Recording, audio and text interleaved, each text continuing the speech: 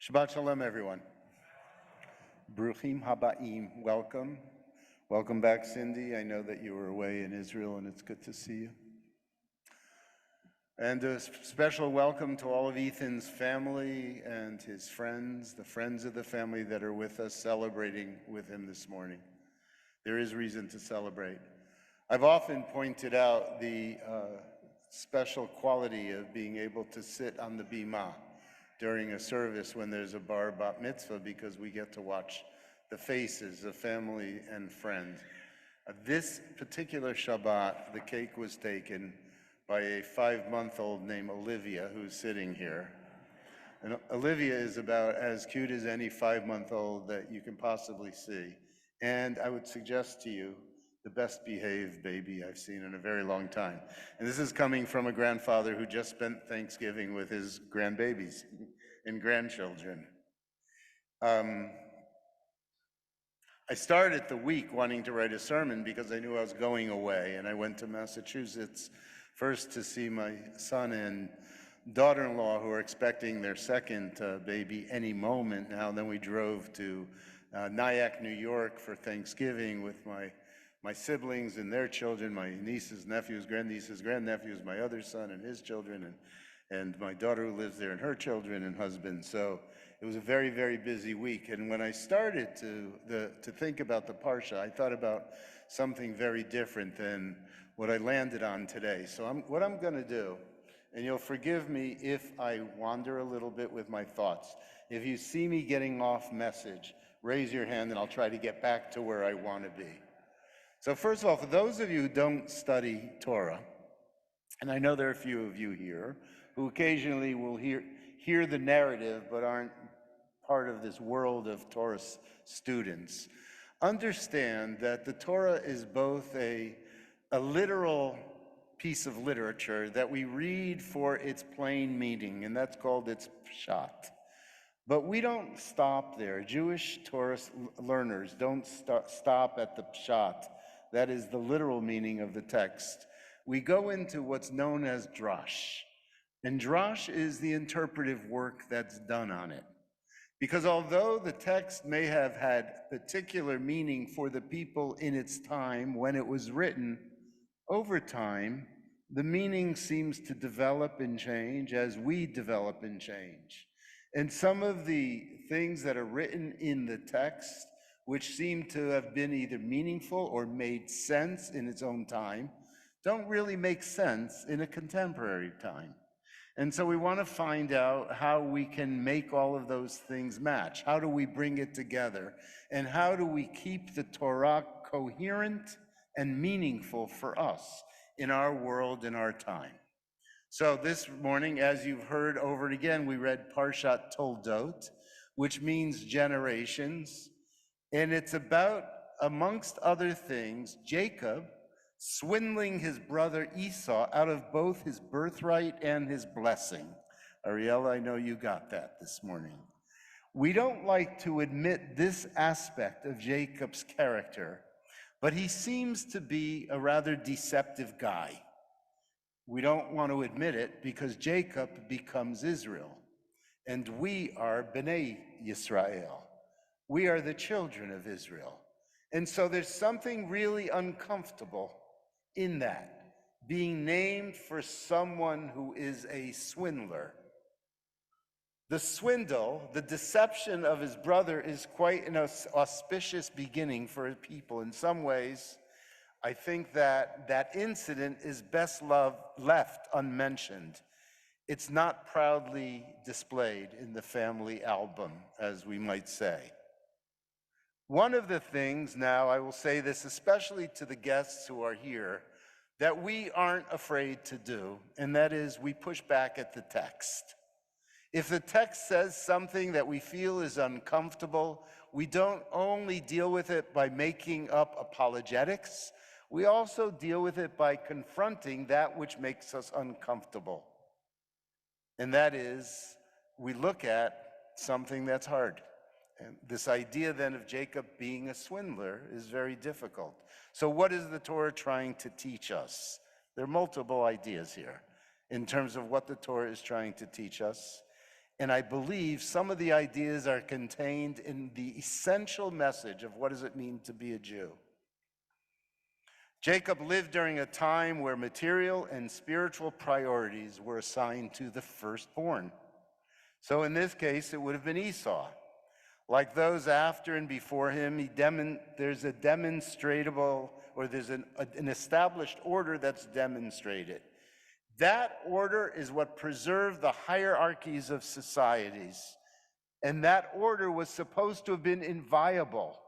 And yet what we see in the Torah, both the weeks gone by and the weeks ahead, is that it's not inviolable. There's a different way of looking at what is being done here. Look, it's the same thing that Abraham did with his firstborn son. Who's Abraham's firstborn son? Ishmael, right?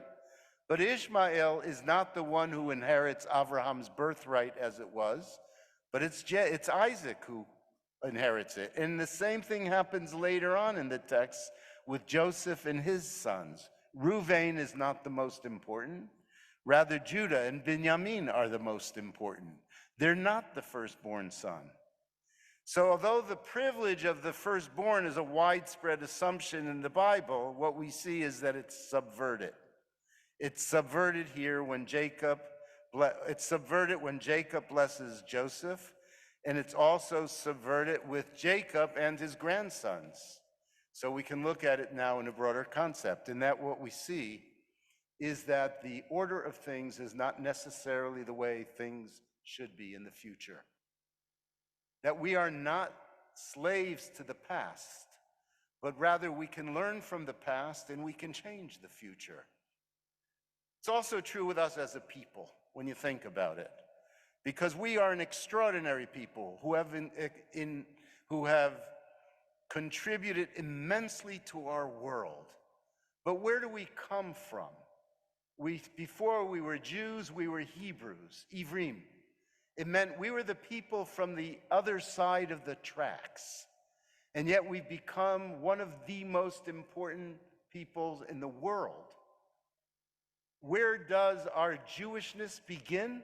It begins at Sinai, where a group of slaves, having been liberated from Egypt, formed together to become a people of God. Our origin stories is not the stories of being the children of kings and queens and royalty. Our origin story is that we are the children of slaves. So the world is not constrained. This is the message. We're not being constrained to be what was. We are actually challenged to become what we can become, to create a vision and to be more. Slaves become a nation of priests, and we have the audacity to tell history that way. We come from the other side, and yet we are at the center of the world.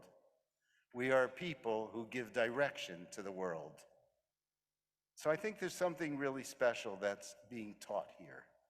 Now, over time, what the rabbis did, and this is going back generations, is they would take this story of Jacob being the deceiver, and they would try to defend it. They would create particular apologetics for it. And the most important of those apologetics was that Esau was a hunter. He was seen as somebody who was like a gun-carrying guy, right? Jacob, on the other hand, he wouldn't have touched a gun. Jacob, according to the rabbis, went to yeshiva and studied the Word of God. He had a whole different character that he presented to the world. This is what I thought about this week, not what I wrote about early in the week. So I mentioned that I went from Massachusetts to Nyack, New York. I drove, those of you who know Connecticut, I drove across Route 84. I'm from Connecticut. I have not seen a sign for Sandy Hook since that horrific massacre. But driving on Route 84 and coming by that exit for Sandy Hook, I just felt devastated at that moment, years later. And I thought about the fact that whoever that shooter was, and I don't know who he was, went into that school with an AR-15 and killed all of those kids, and nothing or next to nothing has changed. Sure, there were lawsuits that were brought, money was given to the families, but we still live in a world where people with AR-15s can walk in our streets. And I wonder, what is wrong with us? And then Thursday night, I was watching the news after our Thanksgiving dinner. I don't know how many of you saw the number of mass shootings this past week. Then Friday, I saw the news about the numbers of people where there were shootings in their homes on Thanksgiving Day between family members, people who go to Thanksgiving dinner with their guns. Yesterday, when I got off the plane, I was walking through the airport, and I got to see, walking the other way, Adam Schiff, Congressman Adam Schiff. It's pretty exciting to see the congressman, knowing also that his father came here in his younger days to B'nai Torah congregation. He was surrounded by federal marshals for no reason at all, but the fact is there are so many people, so many bad people with guns. And so he can't walk in an airport without federal marshals around him, this brave congressman. And then on the cover, the first page of the New York Times this morning, there was an article on the bottom left about the change, or was it, no, it was on the top right, about how the public discourse in America has been changed. The public square is not what it once was. You know why? Because there are people with guns, not, what's it called? Hidden guns, concealed weapons, but people who have weapons that can be seen. And so they're a threat to all others who disagree with them because of what has gone on. Okay, so what's the connection here? I saw a powerful connection. By the way, I know people who are hunters, as you all do. I know people who have guns, as you all do. And there are some good people, responsible people, who have guns, and that's part of our Second Amendment rights. I don't take them away. But there's something wrong with a nation that cannot discern the difference between AR-15s and hunting rifles. There's something wrong with a nation where people cannot stand up in an effective way to protect our children. And there's something much more serious that must be brought to this argument, to this conversation, than the money that's put into the legislation here. And we're failing to do it. So I did think in the beginning of the week that the rabbis were being apologetics when they referred to the fact that Esau was a hunter, Jacob was somebody who sat in school, in yeshiva, studying. And now I don't think there's something so wrong with that, because I think there are two different ideas of what does it mean to be a leader in this world, and who do we want to be the descendants of. You may have seen in the Haftarah this morning that Esau is seen as the father of Edom, ultimately the father of Rome, ultimately a very cruel, conquering nation that was all dependent on power. And Jacob is the father of the people Israel, B'nai Yaakov, B'nai Yisrael, a people for whom the use of power is to be done with a sense of responsibility and integrity and respect and values. And that's seen as the difference between those. So there is a reason that Jacob gets the blessing. There is a justification for Jacob's deception. And now I want to go back to my text. And I'll conclude with the following. I said before, we don't have to accept the world as it is. We can fight to create a world that we want to see, that we want to be. And I think what's true in the global sense, in the broader sense, in the world of politics is also true with each one of us as individuals. And so here I read something really beautiful. And it was about Reb Nachman of Bratslav, one of the great Hasidic rabbis of all times. And Reb Nachman of Bratslav was a human being who suffered terribly from depression and despair. But more importantly, more important than anything else which he taught, is that we have an obligation to try to live this world with a sense of hope and a sense of joy. Kol ha'olam kulo gesher tzar me'od. The whole world is a narrow bridge, but we can't be afraid. We're on that bridge. And Nachman of Bratslav, who taught generations of his followers to live life with joy, taught them that you don't have to accept your place where you are right now. Change is a possibility, and that is a very significant, essential Jewish notion.